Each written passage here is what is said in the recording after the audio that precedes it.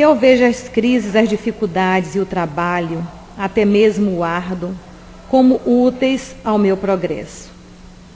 Quero conservar no peito a emoção de ser teu filho, a pureza, a tranquilidade, o otimismo e viver intensamente. Por tudo que recebo de ti, eu te agradeço. Obrigada, Deus. Muito obrigada. Mensagem do livro Deus Ajuda, Preces, de Lorival Lopes. Amado Mestre, mais uma vez te agradecemos pela oportunidade de estarmos aqui reunidos. Abençoa, Mestre, a todos nós, encarnados e desencarnados, todos os nossos familiares, amigos e aquelas pessoas que de alguma forma não nos fazem bem. Protege essa casa que nos acolhe com tanto carinho. E de uma maneira especial, Pai amado, nesse dia de hoje, ao nosso companheiro James, que será o responsável da palavra da manhã, em substituição ao nosso querido Clemildo Barbosa, que se encontra impossibilitado de estar aqui, como também a Terezinha, que nesse momento eles possam receber o nosso abraço de carinho e de muita paz. E que Deus nos abençoe e nos proteja, que tenhamos uma manhã de muito aprendizado.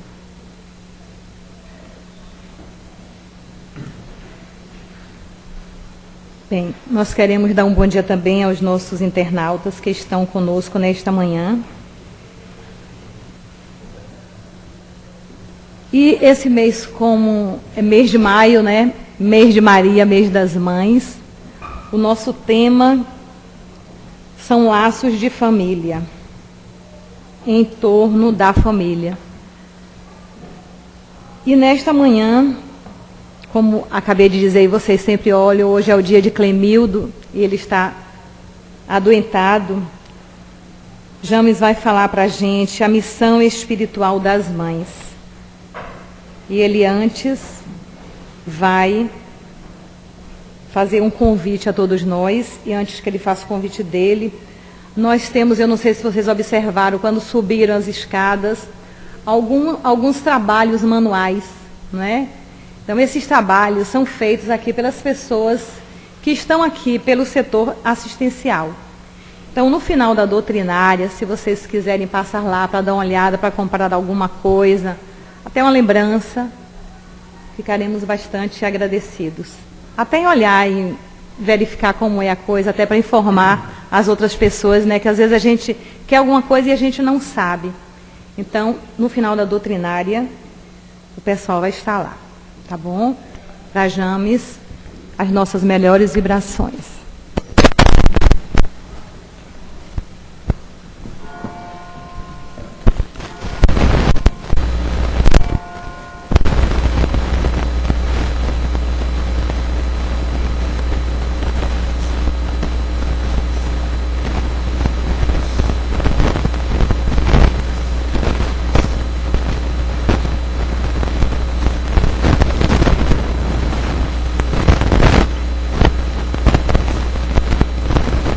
Gostaria de formular um convite a todos vocês, especialmente porque o mês de junho é considerado o mês onde o povo nordestino, não é, com o nosso sotaque nordestino, não é assim, que comemoramos o dia de São João.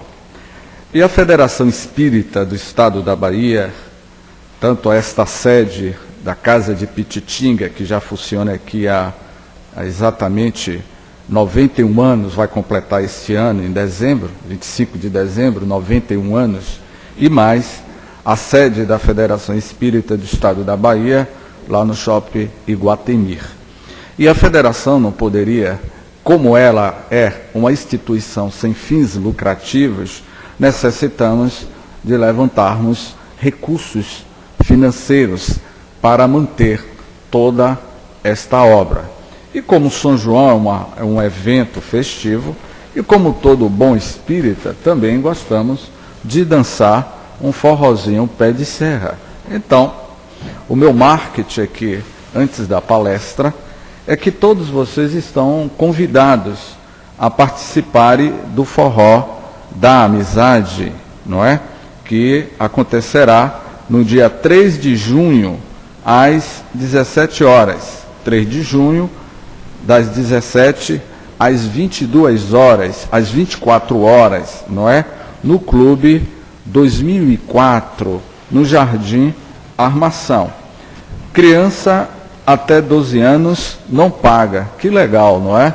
Então, quem tem criança até 12 anos não paga para dançar o forró da amizade, para dançar, não é? O forró dessa confraternização, onde vocês vão participar e vai ter o prazer de conhecer muitos companheiros nossos do movimento espírita da capital, toda a direção da Federação Espírita também estará lá. E eu deixei, por último, não é? Que é o investimento, é um valor irrisório, não é verdade? Não é muito caro, para que no dia 3 de junho, me parece que é um sábado, não é isso? Um sábado, onde o investimento é um valor espetacular. São apenas 2 notas de R$5, não é? R$10, para que vocês possam dançar um forrozinho pé de serra. Porque, como todo bom espírita, não é? Ele tem a sua atividade, a sua vida social. E devemos, de fato, desenvolvermos também as nossas atividades sociais, não é? Não basta vivermos presos dentro de 4 paredes. É necessário nos socializarmos. E falando de socialização, lembraremos que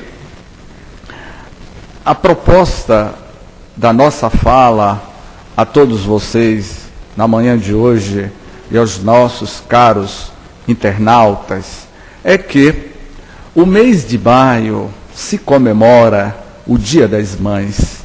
E para que a gente possa entender com mais profundidade a importância, eu vou pedir a todos os momentos respeito aos caros cidadãos, aos caros espíritos que reencarnaram temporariamente no corpo masculino, como eu, aos caros internautas, aos homens, de uma forma geral, que eu vou me referir muito mais a essas belíssimas mulheres que aqui se encontram neste auditório, porque vamos falar especialmente da missão notável, da importância da mulher no contexto da história universal, o papel que a mulher teve e está tendo para a evolução da história da humanidade, não é? E para lembrarmos desta grande missão, que é a missão de ser mãe, vamos tentar recordar que no Velho Testamento, lá nos primórdios do Velho Testamento, logo nos primeiros capítulos da Bíblia, há uma narrativa muito interessante e que até hoje eu tento querer entender como alguns companheiros ainda têm esta visão um tanto distorcida, quando diz assim no Velho Testamento, que os primeiros habitantes da face da terra, os primeiros seres humanos que viveram na face da terra foi Adão e Eva. Eles foram, segundo a Bíblia, segundo o Velho Testamento, que Adão e Eva foram os primeiros habitantes da terra. E o mais interessante de tudo, que o homem, nós, não é? Do sexo masculino, viemos da costela de quem? De Adão, que Eva veio da costela de Adão. Não foi isso? Que coisa fantástica, não é? E nós, enquanto homens, nos sentimos super poderosos em imaginar que a mulher veio da costela de Adão. Imagine vocês que esta era a visão um tanto fechada dos povos primitivos com relação à vida, à missão da mulher. A mulher, desde os primórdios da história da humanidade, ela sempre foi colocada em segundo plano. Sempre em segundo plano. Mas algo iria mudar sobre o destino da face da terra. E esta mudança já estava sendo cantada, já estava sendo profetizada pelos antigos profetas, muito antes de Jesus vir à terra. No dizer do nosso querido Djalma Argolo, onde ele escreveu um livro muito notável, que o título do livro é altamente convidativo. É Quando o Amor Veio à Terra. Ele fala de Jesus, este livro. E Jesus teria que vir à Terra para mostrar à criatura humana que a nossa proposta na Terra é uma proposta de transformação do ser. Que não existe para Deus, todos nós somos iguais. Não existe a distinção do sexo masculino e do sexo feminino. Para o Senhor da vida, para Deus, nós somos iguais perante a Deus. O sexo é algo ligado ao corpo biológico, ao corpo físico. Até porque nós sabemos que dentro do livro dos Espíritos, dentre as 1019 perguntas do livro dos Espíritos, os Espíritos dizem que o Espírito não tem sexo. Ele é uma centelha. O Espírito é uma energia. Ele é indestrutível. A questão da sexualidade está ligada, é relacionada, vamos dizer assim, ao corpo biológico. Mas o Espírito, ele não tem sexo. Ele pode reencarnar em um corpo masculino como em um corpo feminino. A visão de Deus é uma visão universalista. E diante, meus queridos irmãos, do caos que a Terra estava atravessando, há exatamente 2000 anos atrás, algo de concreto deveria acontecer sobre a face da Terra. O mundo precisava passar por um processo de transformação moral, porque a criatura humana, já naquele período, no tempo em que Jesus veio à Terra, a humanidade, os homens escravizavam as mulheres, os homens pisoteavam as mulheres, e Deus, percebendo que a casa de seu Pai, que é o planeta Terra, foi criado para que todos nós vivêssemos em família universal, porque o planeta Terra é um grande lar. É ou não é um grande lar? É uma grande morada. E que não deve existir essa distinção de preconceitos raciais, de preconceito de casta, que para Deus todos nós somos iguais. Então ele resolveu enviar à Terra o grande missionário, o grande avatar, o grande irmão que iria mudar o destino da história do mundo. E eu sempre digo aos caros irmãos que o planeta Terra não foi mais o mesmo depois que Jesus veio à Terra.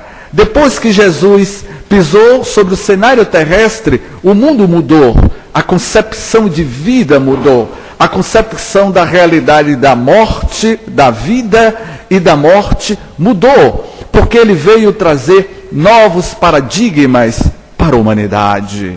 E algo que Jesus, mais tarde, iria observar era a hipocrisia humana.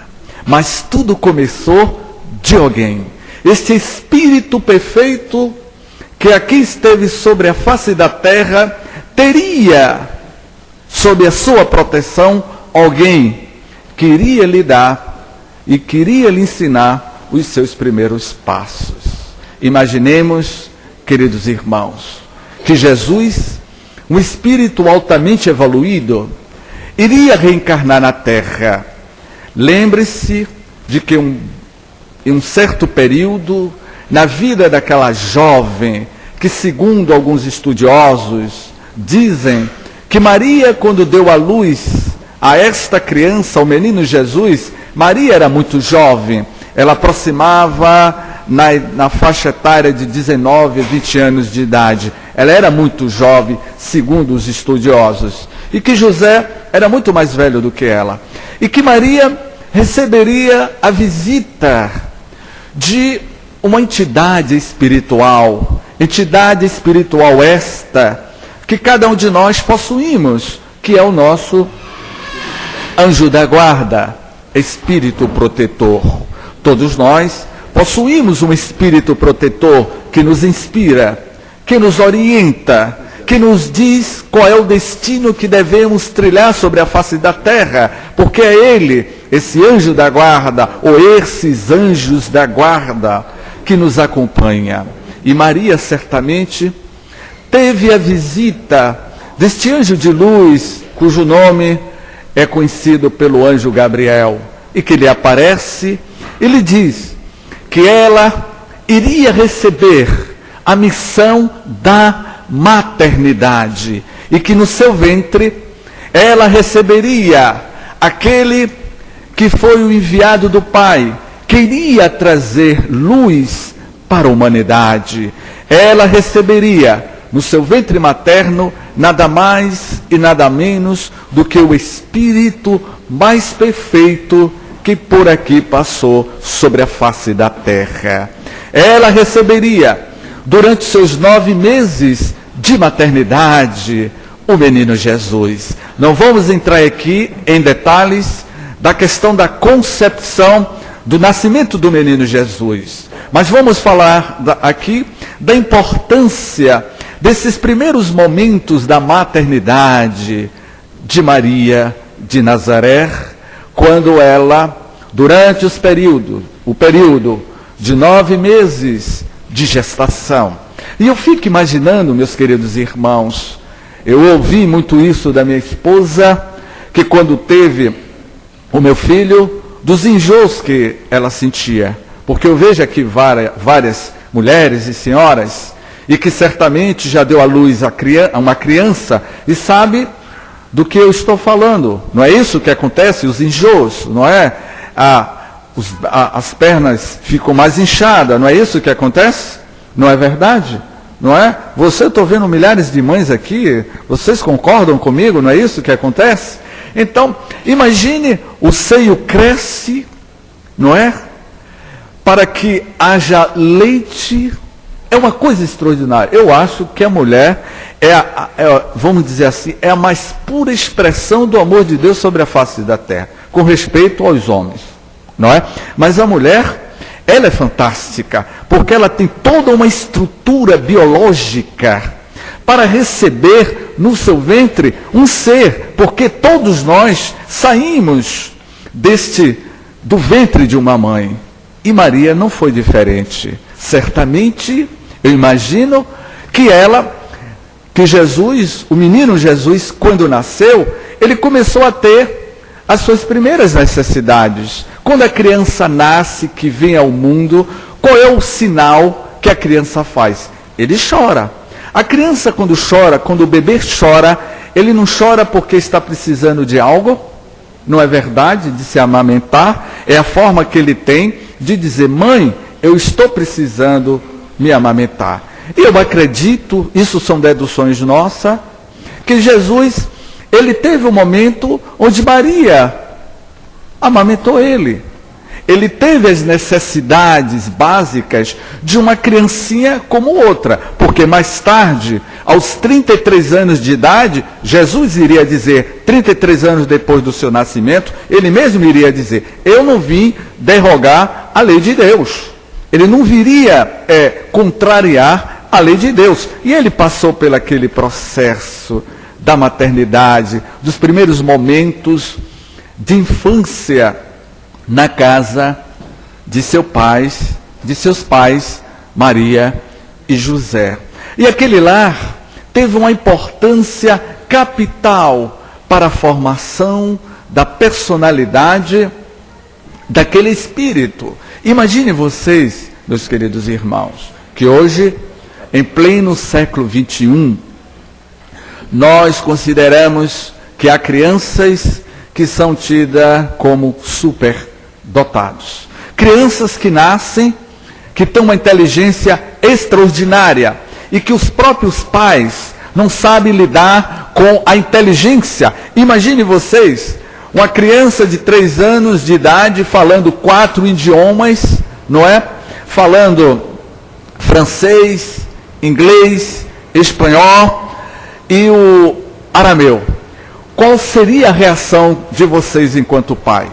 De onde é que esta criança com 3 anos de idade aprendeu a falar vários idiomas? Falar fluentemente bem? Os pais não teriam explicação. Imagine vocês que no tempo de Jesus, quando ele já estava beirando os 5 anos de idade, a relação do menino Jesus com os seus pais dentro de casa, no seu lar. E a missão da sua mãe Maria, porque ela não foi designada por mera casualidade para receber no seu lar aquele Espírito perfeito. Maria também, certamente como José, meus queridos irmãos, era possuidor de um lar e ela tinha uma grande missão e que esta missão fazia parte do grande projeto de Deus. Deus tem um projeto para cada um de nós. E o projeto dele é o nosso crescimento espiritual, a nossa ascensão espiritual. Este é o nosso objetivo. Esta é a nossa missão, a missão de crescermos, de evoluirmos, de nos transformarmos para nos tornarmos homens de bem. E Maria conta no livro Trajetória Evolutiva do Espírito, se eu não me engano, de Djalma Argolo, que esta relação de Jesus, o menino Jesus, com Maria, era intenso, porque Jesus questionava Maria, dialogava com sua mãe aos 5 anos de idade. Maria e José, às vezes, não conseguia entender o pensamento daquela criança aos 5 anos de idade, porque ali estava a reencarnação de um grande missionário sobre a face da terra. Mais tarde, iria contar em uma das obras notáveis da literatura espírita, psicografado por Chico Xavier, um dos homens, enquanto vida terrestre, ele foi um dos escritores mais notáveis na sociedade brasileira da época, no início do século XX, que aos 23 anos de idade, ele iria assumir, seria o jovem escritor mais novo da Academia Brasileira de Letras, no início do século XX, que seria Humberto de Campos, em vida. E Humberto de Campos, quando desencarna depois de muitos anos e retorna à vida espiritual, ele começaria a psicografar obras notáveis. E uma dessas obras é A Boa Nova, que retrata a história de Jesus. Ele, Humberto de Campos, como grande cronista de além-túmulo, ele iria psicografar, através da mediunidade de Chico Xavier, um dos capítulos interessantes sobre a vida do menino Jesus. E lá, falando sobre a vida, da relação familiar, da missão espiritual de Maria, sobre os primeiros momentos da vida daquele menino. Porque nós, enquanto pais, temos a responsabilidade de educar, de orientar os nossos filhos nos seus primeiros passos. Temos ou não temos? Não é sobre os pais que está a grande responsabilidade de educar os nossos filhos, de encaminhá-los nos seus primeiros momentos de vida, de anos de vida? Então, Maria e José tinha esta função enquanto mãe, enquanto pai. Mas ali já havia um espírito altamente consciente, emancipado diante da visão da vida. E Maria, em determinados momentos, era pego de surpresa. Quando um belo dia narra Humberto de Campos, dentro do livro, um dos capítulos da Boa Nova, que um belo dia Maria foi visitada por Isabel, a sua prima. E lá, em um diálogo memorável, que iria entrar para a história do mundo, que aquelas duas crianças, Jesus, o menino Jesus, o jovem Jesus, e aquele outro jovem, muito novo ainda, João Batista. João Batista e Jesus, ainda criança, dialogava a uma certa distância de suas mães. E Maria e Isabel perguntava uma à outra, o que é que as nossas crianças estão conversando? Dizia Humberto de Campos, que aquele diálogo entre aquelas duas crianças, entre Jesus e João, era como se eles dois já estivessem arquitetando, projetando o que eles dois iriam fazer sobre a sociedade da época, o que ele iria trazer para a humanidade através da sua mensagem. E aí Humberto de Campos conclui que ali foi os primeiros momentos onde estavam sendo arquitetados, estava sendo projetado sobre a face da terra a implantação da Boa Nova sobre o celeiro da humanidade, sobre o planeta Terra. O tempo passou e o menino Jesus iria dizer a Isabel que João iria partir primeiro, porque ele teria a missão de, nos primeiros momentos daquela era, do momento em que Jesus veio à Terra, daquele momento que Jesus já se fazia presente sobre a face da terra, que ele iria preparar o terreno para que mais tarde Jesus começasse a abrir as primeiras fronteiras sobre os nossos corações endurecidos. Mas quem estava por detrás disso? A mãe, a grande missão espiritual de Maria. E ontem à noite, fazendo uma pausa, ontem à noite eu parei e escrevi a palavra mãe. A mãe tem quantas letras? Vamos lá, eu quero participação. Clemildo me disse ontem que vocês participam bastante, viu? Ó. E ele disse, ó, James, eles participam bastante. Mãe, tem quantas letras? 3. Vamos lá. A primeira letra é M. A segunda letra e a terceira letra é. Sabe o que eu descobri ontem? Deus sabe, e agora eu vou falar para as mulheres, viu? Deus sabe por que vocês têm essas 3 letras. Sabe o que eu descobri ontem, na calada da noite? Eu acho que foi alguma mãe espiritual que me inspirou para descobrir este detalhe que eu não sabia, que M de mãe significa missão, a grande missão, a missão da maternidade, é ou não é?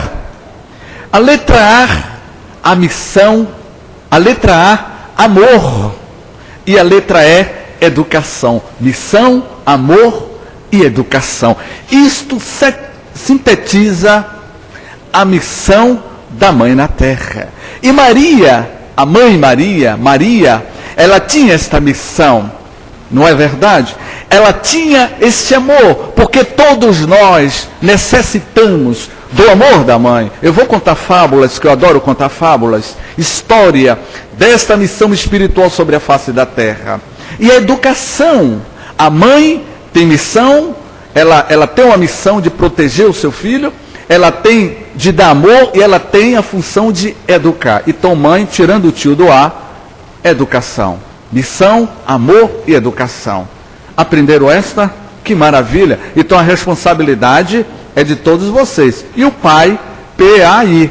Eu ainda não consegui decifrar o P, o A e o I. Agora pai, vamos tentar agora trabalhar a palavra pai. O que significa o P? Vamos lá, gente. P de quê? Proteção. Meu anjo da guarda só podia ser uma mãe, não é? Está me inspirando aqui. A minha anja da guarda aqui, não é?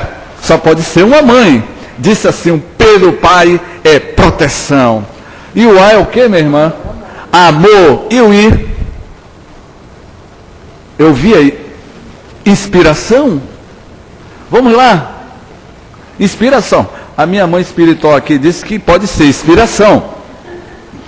Percebeu a profundidade dessas mãe e pai? Especialmente a mãe. E Maria tinha tudo isso. Ela dava amor. Mas a vida de Jesus foi cercada por mulheres notáveis.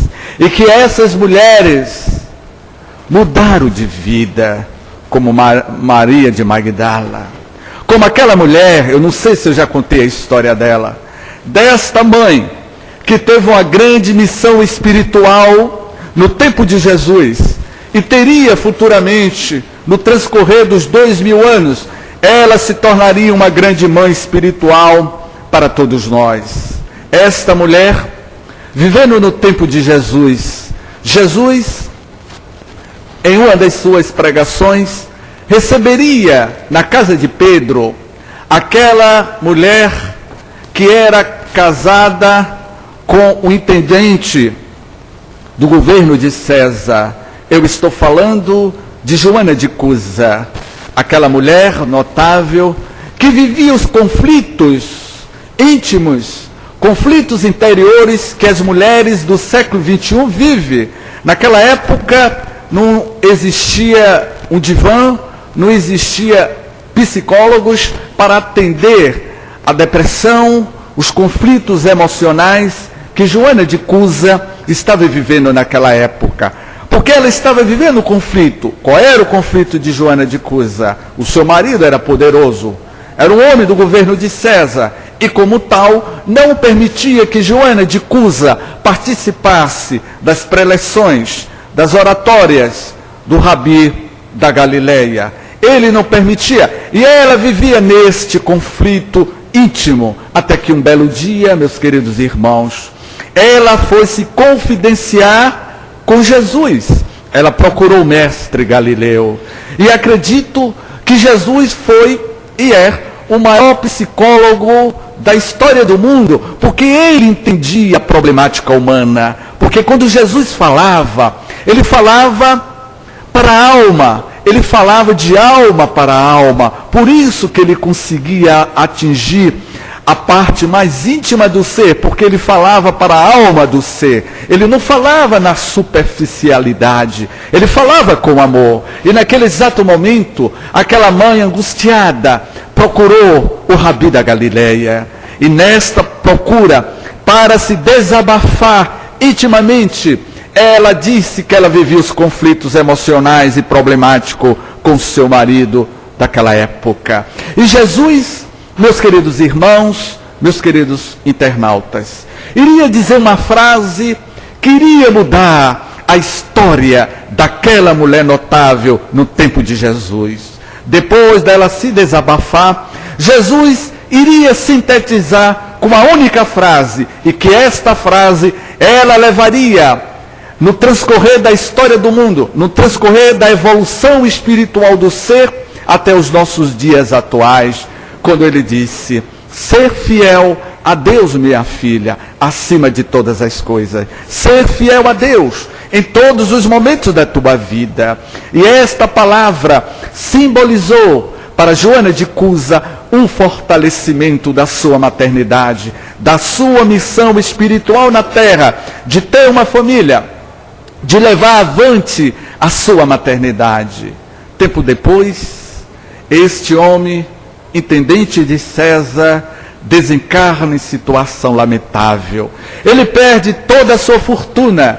E quando ele perde a sua fortuna, Joana de Cusa fica na miséria total, ainda carregando no seu ventre o teu filho. E ela, que era uma mulher de posses, perde tudo.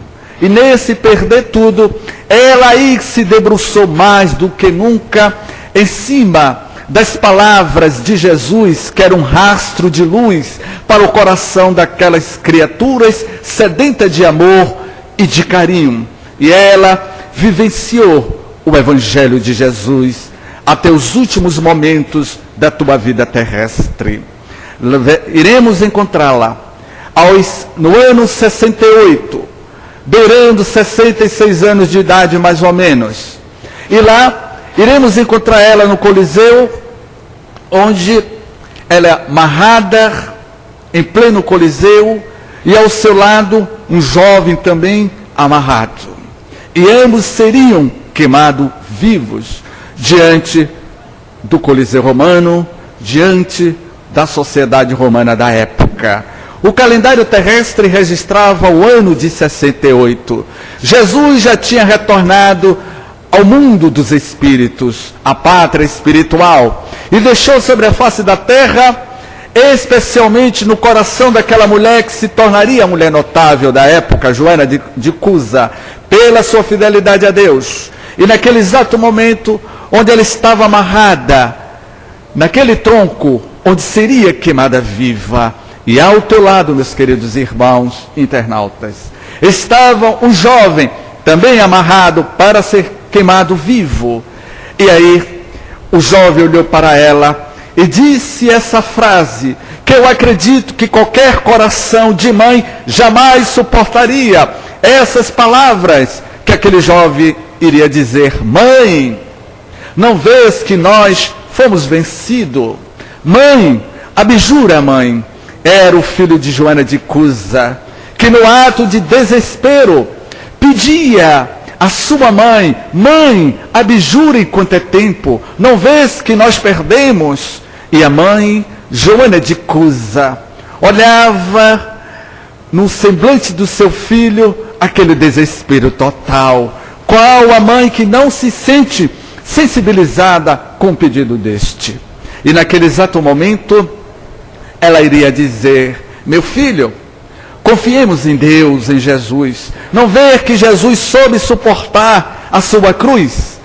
E naquele exato momento, quando ela disse isso, ele ficou mais resignado, e o carrasco se aproximou e ateou fogo entre os dois, naquela grande fogueira, e eles vieram a perder o corpo biológico.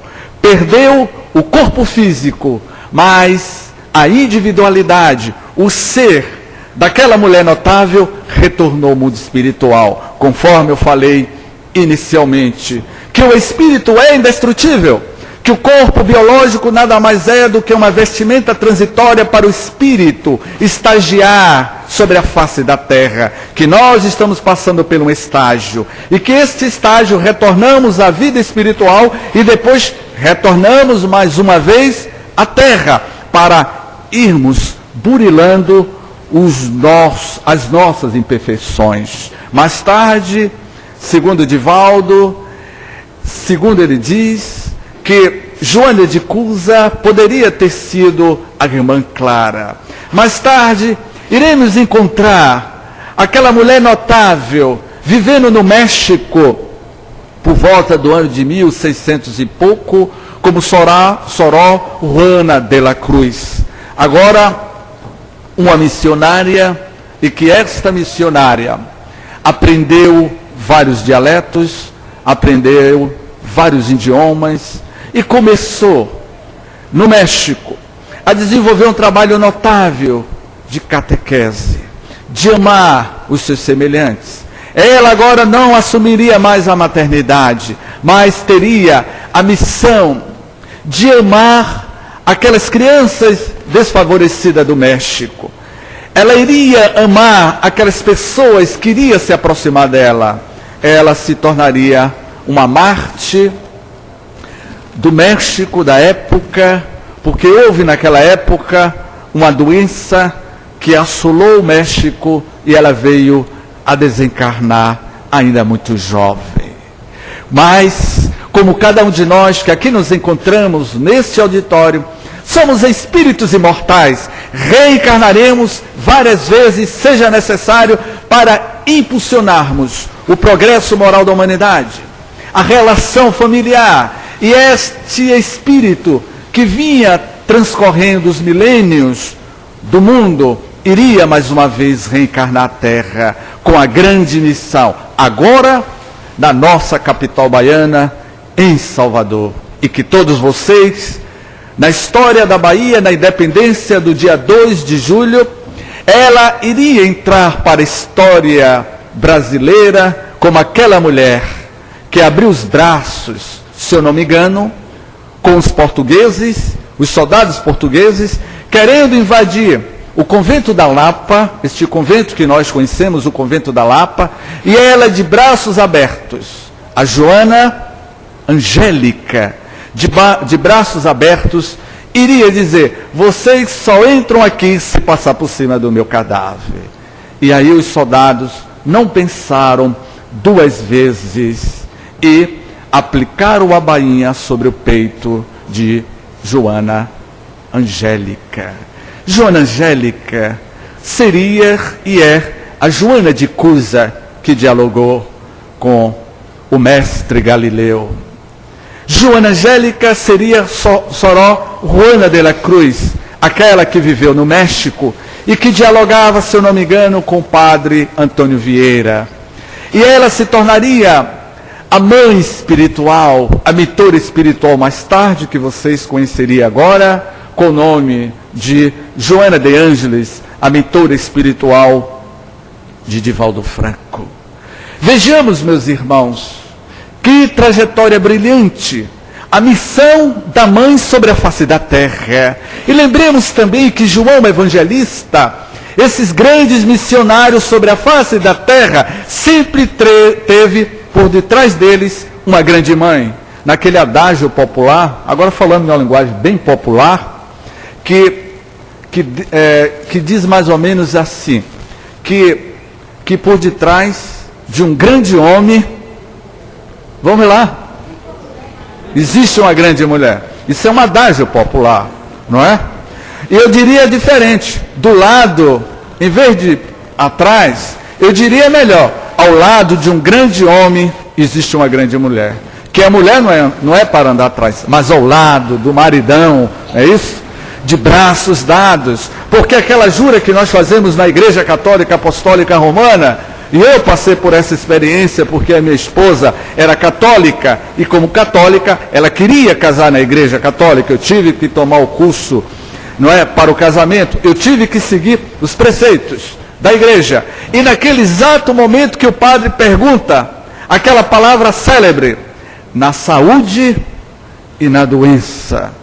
E quando vê os primeiros testes, que a mulher está passando pelas primeiras provações, os maridões largam as mulheres em situações difíceis. Não é verdade? Mas retornando a João Evangelista. João Evangelista foi um grande apóstolo e também teve uma mãe. Ele desencarnou, bem velho. E mais tarde, por volta do ano de 1300 e pouco, na Úmbria, na Itália, na cidade de Assis, porque a igreja já estava constituída, o mundo vivia outras transformações. Aí entraria a missão mais uma vez, a missão espiritual de uma mãe, queria receber sobre o seu ventre materno o espírito que iria revolucionar a igreja da época. E aquela mulher também, por incrível que pareça, Maria Piccadilly. E tinha como marido Pedro Bernardone, um homem da sociedade italiano, da sociedade da cidade de Assis, um homem de posses. Era um homem que possuía muita fortuna, um grande comerciante. E ela, Maria Piccadilly, tinha uma escrava, uma ama que lhe acompanhava. E Maria dialogava com a sua escrava e lhe dizia: de uns tempos para cá, eu sempre estou tendo sonhos. Eu sonho com o vulto, aqueles antigos profetas. E aqueles antigos profetas parece que dialoga comigo, me pedindo algo, eu não sei o que é. eu tenho uma premonição que eu irei receber no meu ventre um grande missionário que esteve na terra, um grande evangelista. Ela tinha esta premonição. Eu não sei se vocês, mamães e papais, sabem que antes da gente assumirmos a responsabilidade de um filho, os nossos mentores espirituais nos levam fora do corpo físico. No momento em que nós dormimos, o espírito se desprende e vamos mantermos contato com o mundo espiritual. E Maria Piccadilly e Pedro Bernardone, no momento que eles dormiram, os seus espíritos se desprenderam do corpo e foi manter contato com os espíritos no mundo espiritual. E um diálogo que esses espíritos tiveram com eles dois, fora do corpo físico, iria lhe dizer: vocês serão os pais deste grande profeta que a humanidade conheceu no tempo de Jesus. O nome dele se chama João Evangelista. E você terá a maternidade de receber mais uma vez sobre a face da terra aquele homem que escreveu as grandes profecias.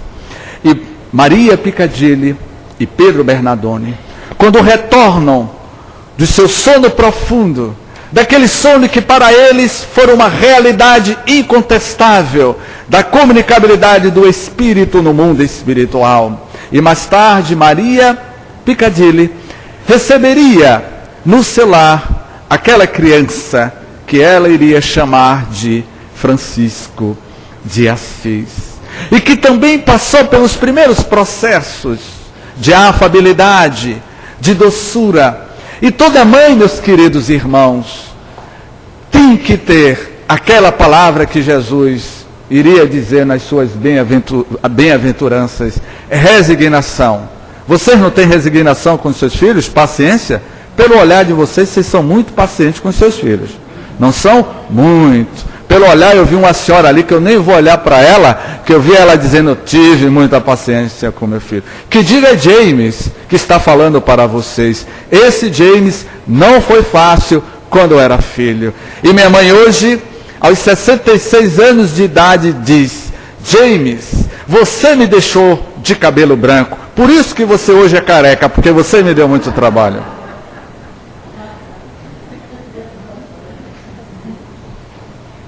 E Maria e Pedro Bernardone receberia no teu seio materno aquele espírito que se tornaria o pai dos pobres, Francisco de Assis, o irmão Sol, o irmão Lua.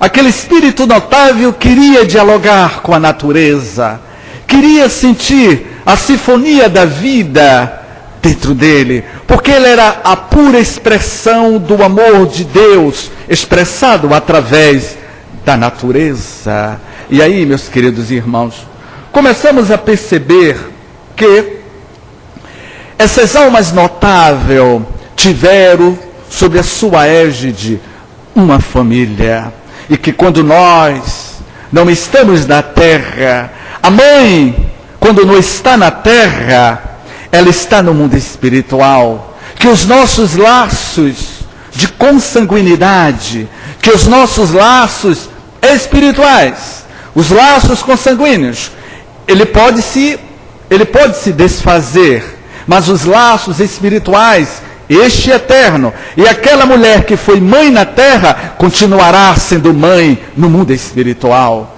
E eu já participo de reuniões mediúnicas há muitos anos, e eu confesso a vocês que as mentoras espirituais, os irmãos que se comunicam, muitas comunicações são de irmãs Maria.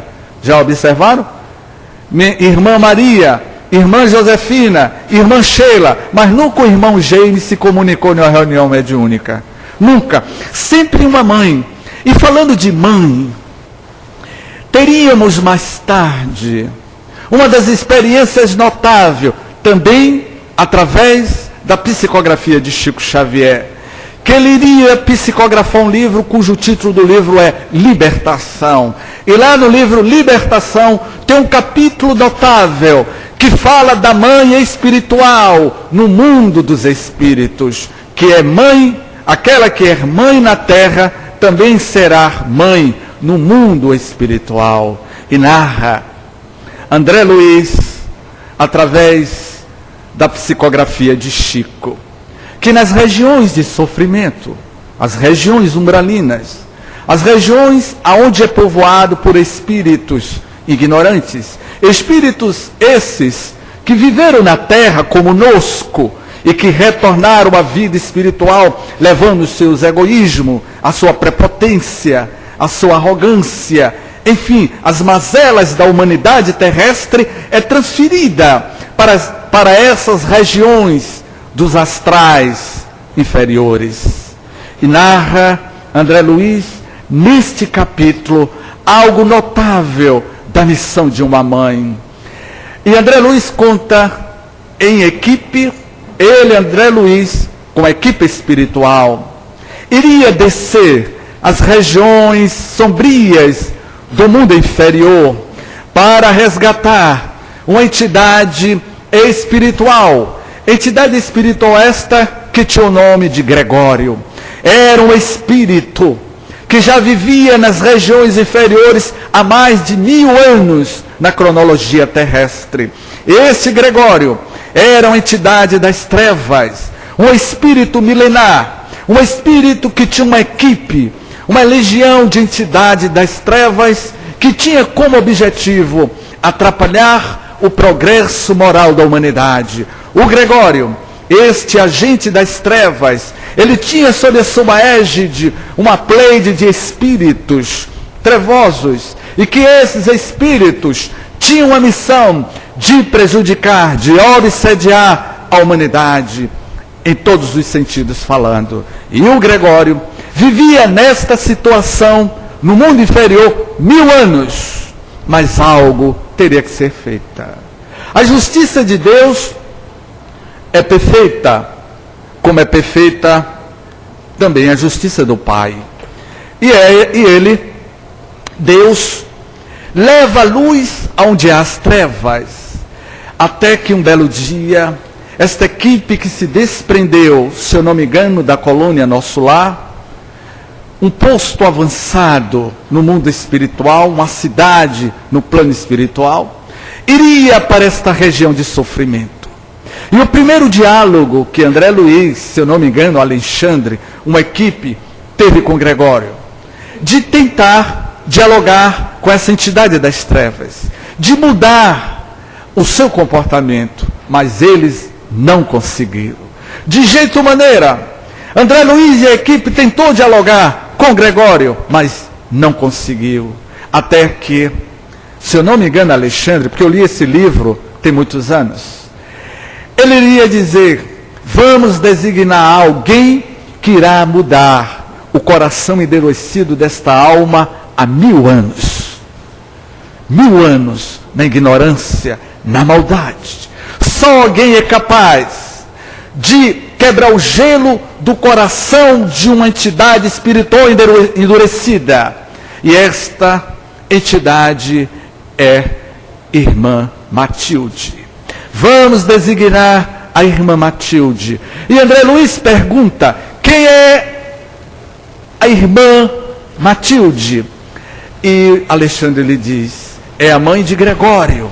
E vamos ver como é que Gregório vai se comportar diante deste anjo de luz, que vem das regiões sublimes do mundo maior, e vai se desprender desta região para penetrar nas regiões sombrias do mundo inferior e levar um pouco de luz para o coração do teu filho, que já vive há 1000 anos arraigado à ignorância e à maldade. E quando aquela alma, de uma densidade de luz tão intensa, foi diminuindo a sua densidade de luz, a sua luminosidade, e foi tomando uma forma mais parecida com os espíritos da região, a forma masculina, a forma feminina. quando apareceu diante de Gregório. E Gregório, aquela entidade das trevas, quando percebeu a aproximação da pura maternidade da mãe, qual é o filho, mesmo aos 70 anos de idade, mesmo aos 80 anos de idade, nós, quando sentimos uma dor no dedão, a gente chama pela mãe. Qual de nós ainda é velho, não pedimos auxílio à mãe? Minha mãe, me ajude, me proteja, minha mãe.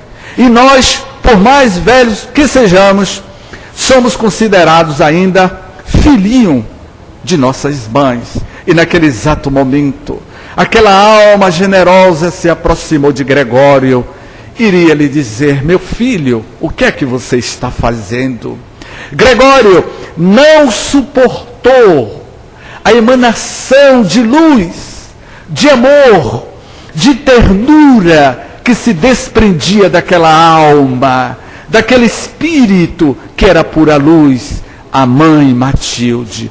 E ela iria dizer para teu filho: meu filho, já é hora de você sair desta situação, desta ignorância em que você se encontra. A tua alma endurecida precisa mudar. Este coração endurecido, de pedra, de rocha, precisa mudar. E eu, meu filho, para lhe receber, você 1000 anos praticando maldade, e eu, mais uma vez, meu filho, irei mergulhar sobre a face da terra em uma nova reencarnação, para lhe receber mais uma vez na minha maternidade, no meu ventre, porque eu te amo, meu filho, e eu jamais suportarei ver você atravessar milênios nesta ignorância, praticando o mal, disseminando a discórdia sobre a face da terra. Eu retornarei à terra e lhe receberei no meu ventre, lhe transmitindo amor. Quando Matilde narra André Luiz em Libertação, que o diálogo entre as sombras e a luz, as sombras não suportou a densidade da luz que se desprendia daquela alma feminina no mundo espiritual.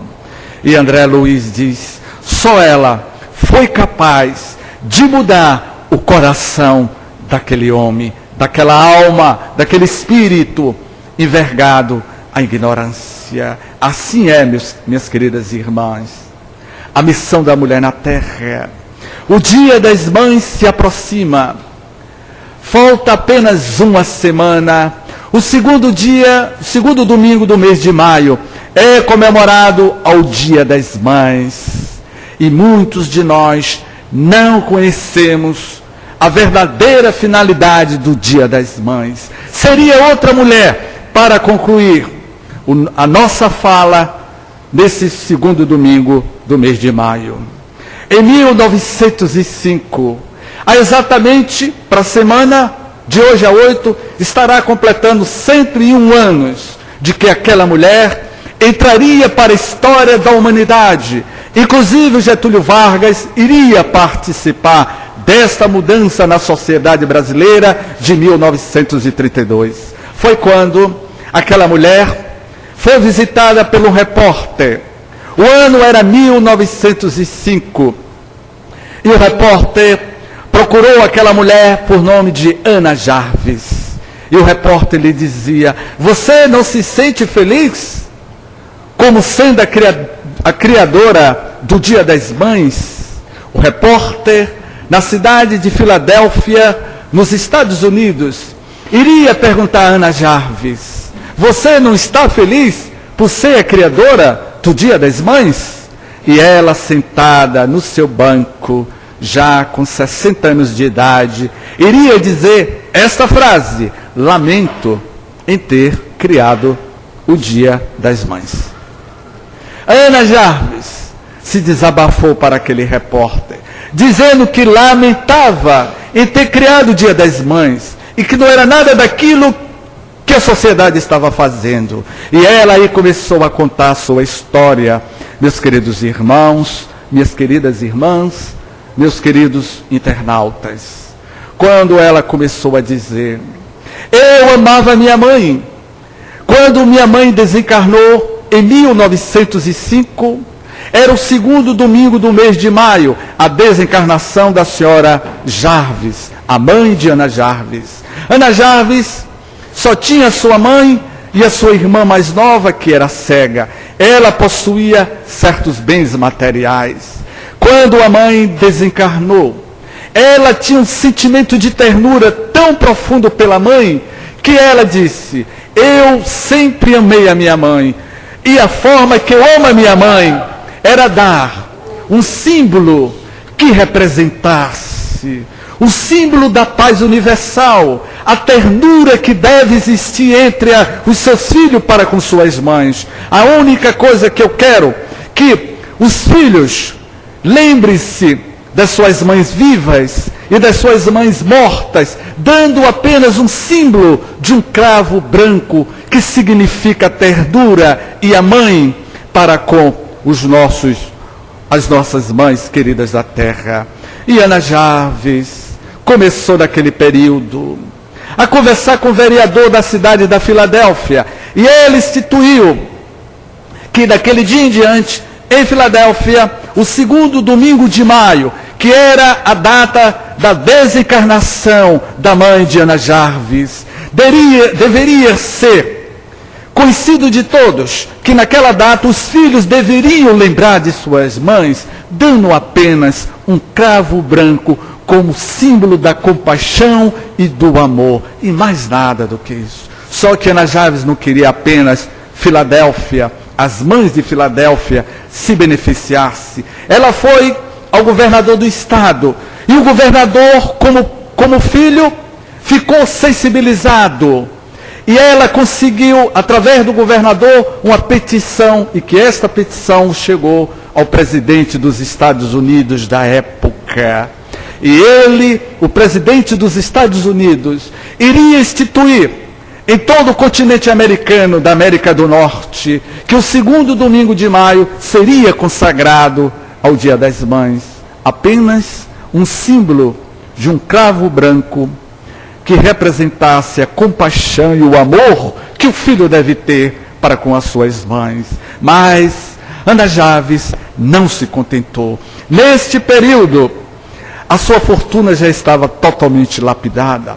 Ela largou o emprego e saiu a divulgar nos quatro cantos dos Estados Unidos a missão de ser mãe, o amor que os filhos devem ter à mãe.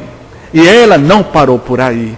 Ela começou a escrever cartas e mais cartas para 43 países nos quatro cantos do planeta Terra. E uma dessas cartas chegou ao Brasil em 1932, no governo de Getúlio Vargas, se eu não me engano. Naquela época, no dia 5 de maio de 1932, o governo de Vargas iria instituir sobre a sociedade brasileira que daquele dia em diante seria, o segundo domingo de maio no Brasil, também seria consagrado ao Dia das Mães na sociedade brasileira. E aí, 20 anos se passaram desta batalha atroz, onde iremos encontrar no final da vida aquela que não teve um filho, mas que foi uma mãe espiritual de todos, a mãe que instituiu o Dia das Mães, Ana Jarves. Ela iria sintetizar, finalizar sua fala: lamento em ter criado o Dia das Mães. E o repórter lhe pergunta por quê? E ela responde: você não vê que 20 anos se passaram? E olha o que fizeram com o meu Dia das Mães. A única coisa que eu queria era a entrega de apenas um cravo branco que simboliza o amor e a ternura. Estão comercializando o Dia das Mães. Não era para fazer isso. Ontem, para concluir, andando no shopping center, que é um lugar bacana da shopping center, né? Que maravilha. As mães estavam espavoridas, para lá e para cá. Os filhos comprando presentes. A televisão influenciando. E lá na televisão tem um comercial que muito me chamou a atenção. E que preste atenção, o marketing poderoso de se vender o produto no Dia das Mães. Porque a mãe gosta quando ganha um presente bacana. Tem mãe que ganha um carro do ano, não é? Tem outro que apenas ganha um bico. O que vale é a intenção. Ana Javes só deu um cravo, era a única coisa que simbolizasse, meus queridos irmãos, apenas a ternura ou o amor.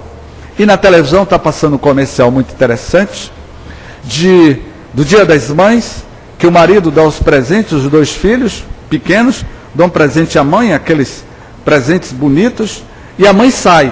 Quando a mãe sai, os 2 garotos pequenos saem acompanhando a mãe.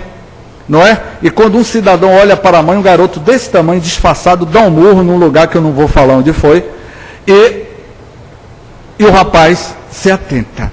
Aí a gente pergunta, 1905, há 101 anos atrás, o cravo branco de Ana Jarvis tem a ver com os bens materiais? Comprar a ternura, o amor da mãe com bens materiais? Apenas um cartão.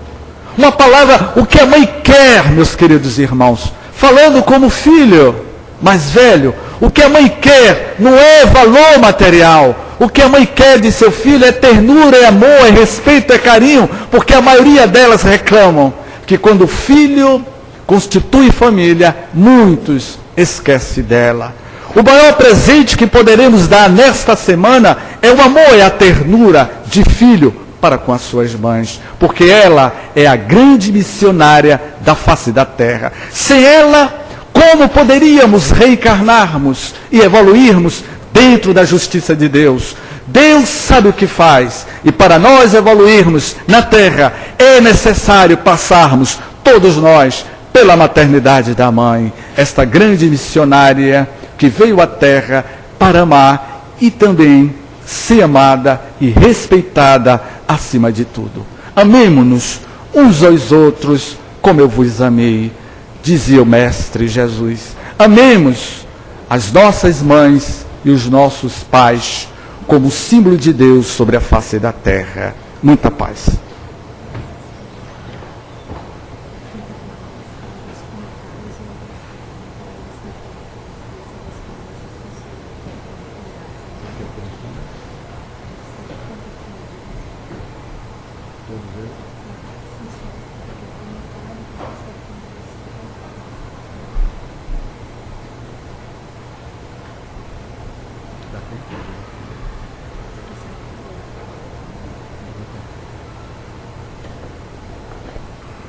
Salvador, Bahia, William.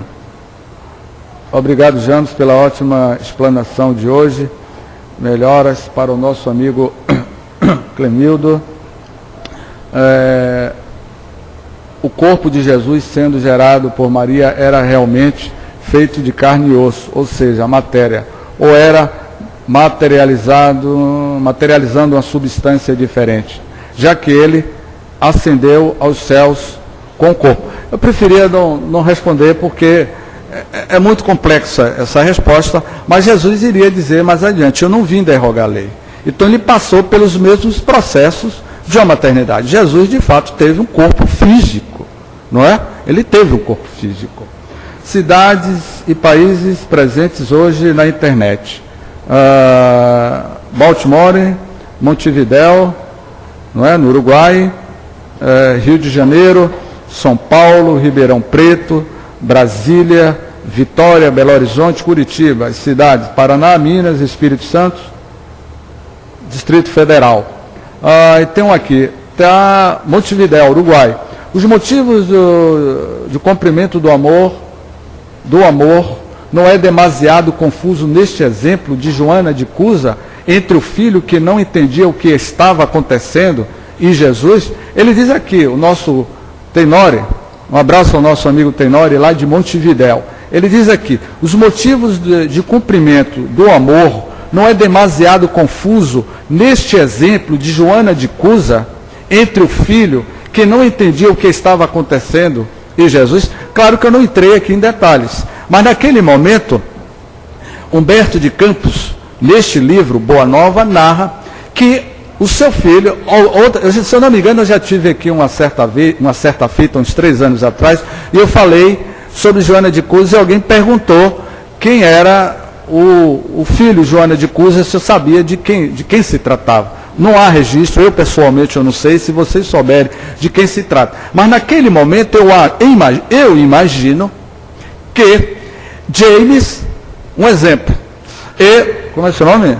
Ana, minha mãe, não é? Arranjei uma mãe espiritual aqui agora. Ana, estamos sendo colocados ali na Praça da Piedade, aqui em Salvador, na Praça da Piedade, que tem o nome Piedade, e que tem a Rua da Forca, e que era a Praça da Piedade porque os escravos eram colocados no pelourinho e apanhava. Aí vai Ana e James para o pelourinho, ali para a Praça da Piedade. E ela como minha mãe. Naquele ato de desespero, eu, filho, você se desespera. Desespera ou não se desespera diante do ato da morte? E que a Joana de Cusa, não é? Ela tinha uma serenidade que o filho não tinha. E ele no ato de desespero, quando ele disse, abjura, abjura enquanto é tempo, porque ele ficou desesperado na iminência da morte, que ele iria morrer. É uma questão de instinto de conservação nossa. Quando nós estamos acuados diante de algo que está nos colocando em perigo, qual é a nossa reação? De sair. É um instinto de conservação. Um ato de desespero dele, do filho. E ela, quando ele disse abjura, abjura, pedia à mãe que renunciasse para eles dois se livrassem da morte. Mas ela tinha consciência espiritual. Ela sabia que acima dos valores terrestres, da maldade humana, havia o amor de Deus. Então não houve ao nosso querido internauta lá de Montevidéu, não houve uma confusão. O que há foi um diálogo de desespero do filho para com a mãe. Não é verdade? Então, agradeço mais uma vez aos nossos internautas, a todos vocês, que possamos agora fecharmos os olhos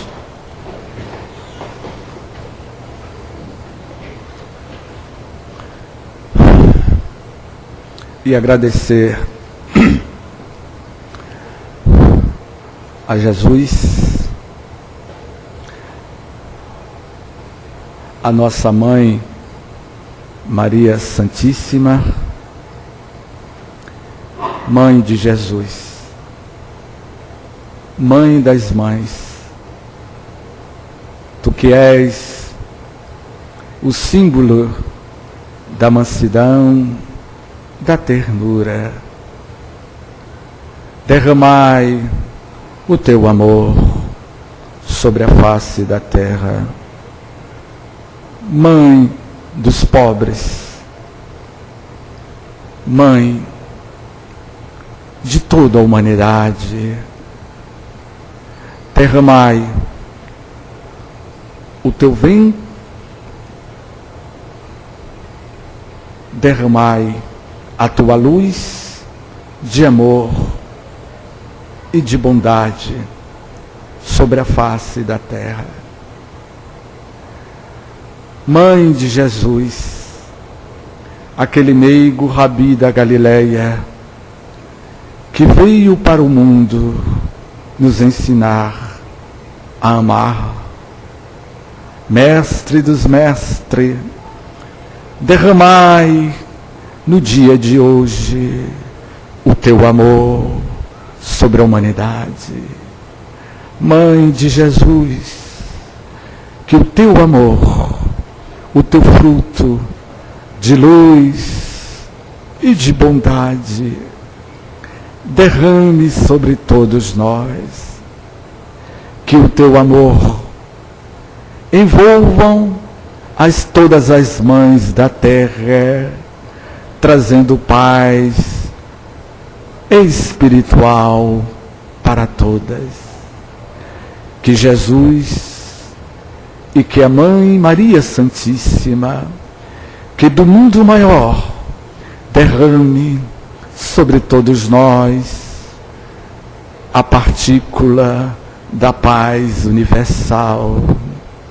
Maria, Mãe de Jesus, quando o Mestre Mestre lá estava, no madeiro do martírio, de braços abertos, com a cruz sobre a sua face.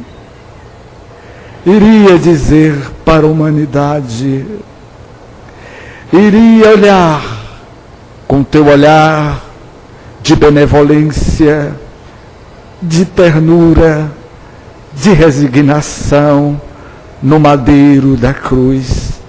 Iria dizer para tua mãe Maria, Pai, perdoa, pois eles não sabem o que fazem. E lá, nos últimos momentos da vida de teu filho, estava o vulto de Maria a derramar as suas lágrimas pelo filho Jesus de Nazaré. E Jesus, legando à humanidade, deixou como convite de paz, de meditação, de oração, a prece, como a obra-prima entre o homem da terra e ao seu Criador. E Jesus iria nos ensinar a orarmos. Oremos pela paz universal. Oremos pelas mães espirituais da terra. Oremos por cada mãe que se encontram neste auditório. Oremos por aquelas mães que estão sedentas de fome. Oremos por aquelas mães que se encontram nos leitos dos hospitais.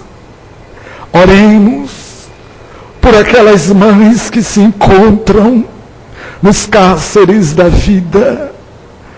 Oremos por aquelas mães que se encontram nas sarjetas da vida. Pai, que estás nos céus, glorificado seja o teu santo nome. Venha a nós ao vosso reino. Seja feita a tua vontade,